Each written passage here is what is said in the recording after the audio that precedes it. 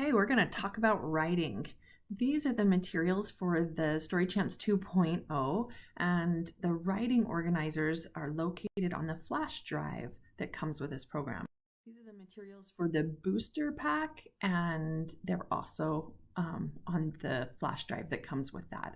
So the new Story Champs 2.0 and the and the booster pack has the writing organizers built into the program, and we have some additional master lesson plans that attend to writing. So I'm going to tell you about.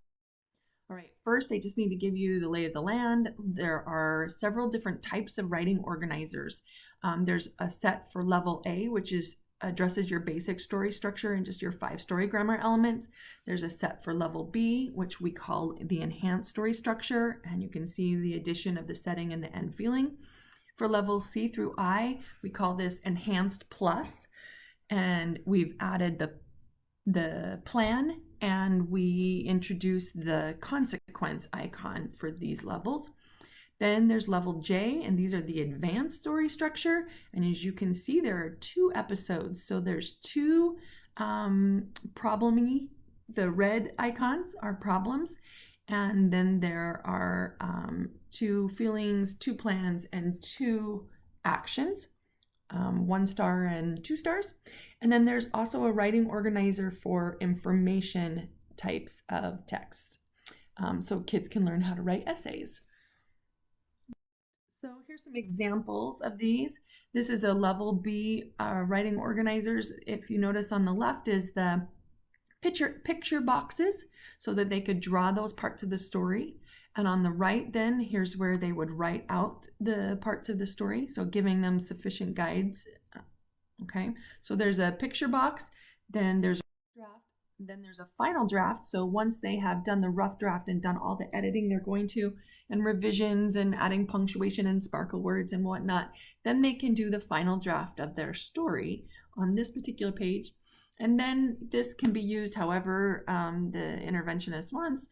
They can use the writing check to check their own, or they could check of peers, or the teacher could use this to give students feedback on their writing, on their stories. So that was for level B. This one is for level J.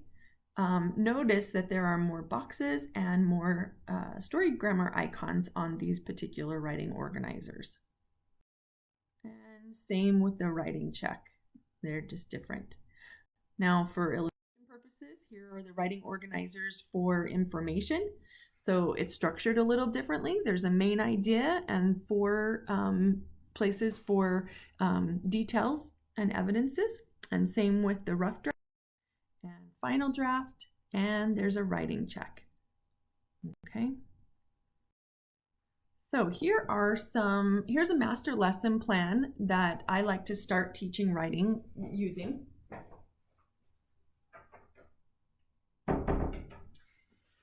So this one would be appropriate if we were just starting out, so that the children would still need to be copying some stories, so that they're not necessarily generating their own stories. And this is helpful because at first students don't know how to organize their stories anyway, and so copying other stories teaches them how to organize it, and it teaches how to use the writing organizers at the same time. So I like starting with this lesson. Notice that in the materials section, you can do it with a level A or a level B story, and you can use your sparkle and connection icons as needed. And to do this particular intervention lesson, I would model a story, use a Story Champs story, a classic or a blitz level A or B, and just do the step 1 like you would always do. But then when you do the team retell, you have the kids tell each part of the story, individually after you've given them one of the icons, that indicates which part of the story they're going to tell. But after they do that, you would write that sentence on the board and have them copy it on their rough draft. So they're getting practice copying notes from the board as well as learning the structure of the stories. Then you would teach them how to edit with sparkle and connection icons and punctuation and capital letters. And then you'd have them transferred over to final draft so they can learn the process of those things. Okay. And then, of course, you want to make sure that they can check their own work and make sure that they write neatly on their final. So another type of writing master lesson plan is number 37. I like this one a lot too. And this one is for like a small group lesson, and where we use the story starters. And this one is fun because we select a story starter card. We show it, display it to the kids, as well as the level of story that we're asking the kids to generate. So, and this lesson plan can be used with all levels from A to J. So you just put out the icons that would be needed for them. And then you ask them, you give each kid a couple of the icons and you ask them to generate like pieces, individual pieces of the story. So together, the whole group gets to generate that story.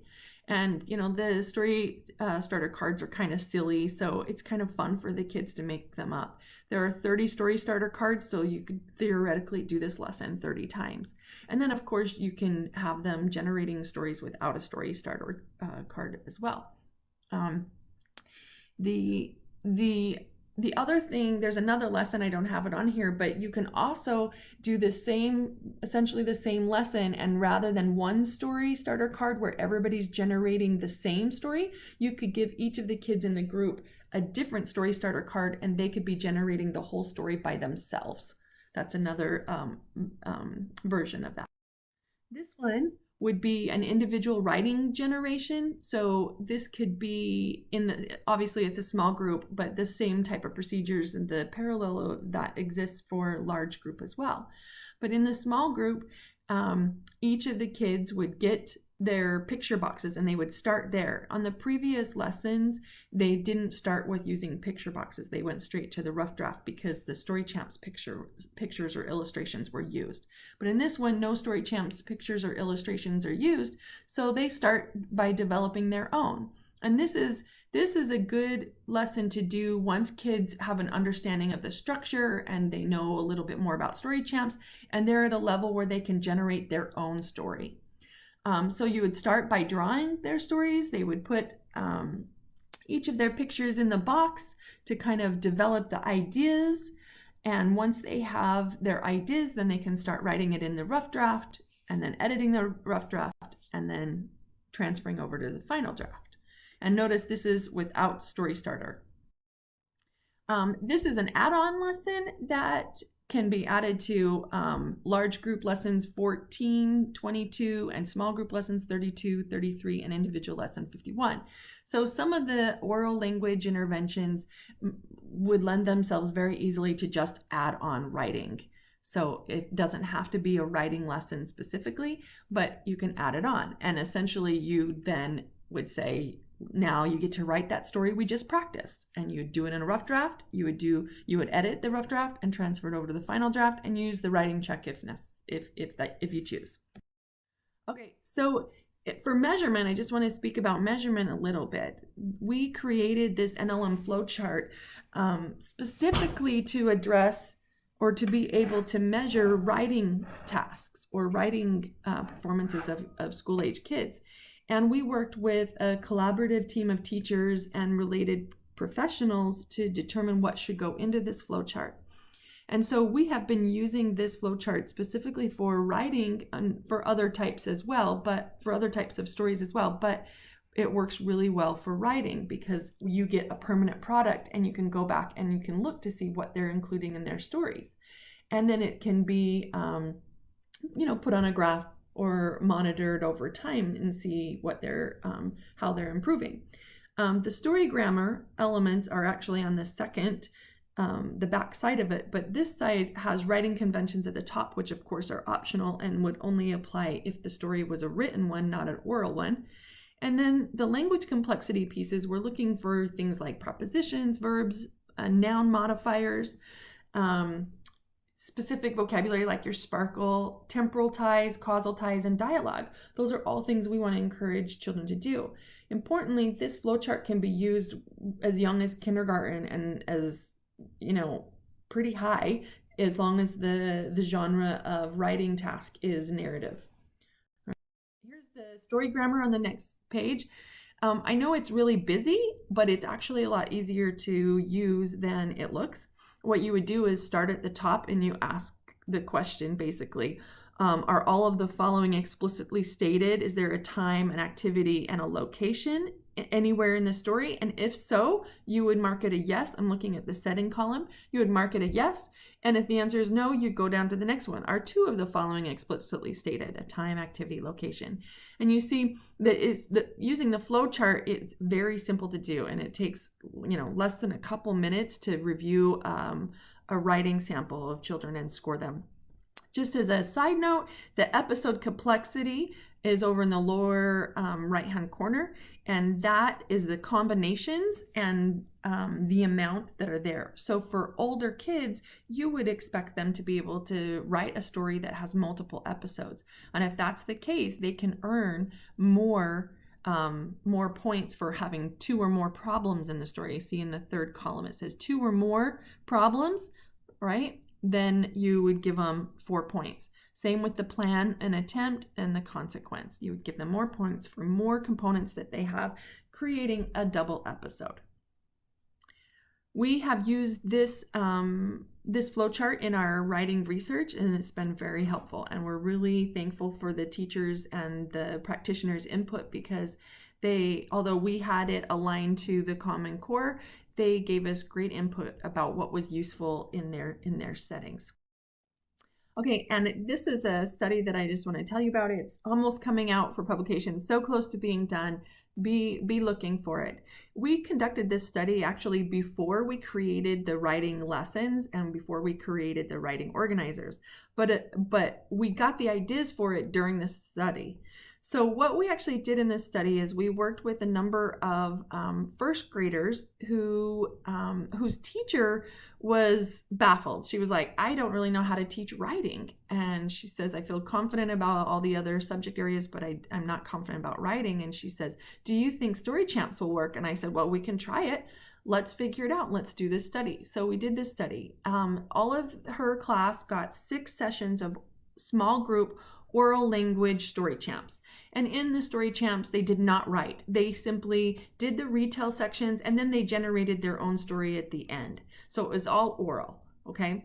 And they got 6 sessions of that. And the teacher collected baseline writing samples and then continued to collect writing samples throughout the intervention phase, even though the writing samples were collected at a separate time than the Story Champs intervention was, so that we didn't connect the two things. So we didn't say to the kids, hey, write a Story Champs story, right? So what we found is, first let me orient you to this graph. What we have is the narrative language measures flow chart, the writing score. That's what's on the left. So we've got 0 to 30 points. And then each data path and data marker represents a kid, but the groups are in the panel. So the top panel was one group, another group was in the middle, and another group was at the bottom. And then the first sections of the panel are their baseline performance. So this is what they wrote. This is the scores they received for their writing samples before the intervention. Then the first line shows when intervention started. And as you can see, in that particular phase, when intervention was going on, the kids started writing much, much better. So their stories were more complete, they were more complex, they did a really good job. And then we stopped doing the Story Champs interventions that were all oral language, and the teacher continued to collect writing samples. And as you can see, most of these children continued to write better than they did during the baseline performance. Now, these results were really exciting to us, and primarily they're exciting because we did not teach these kids to write.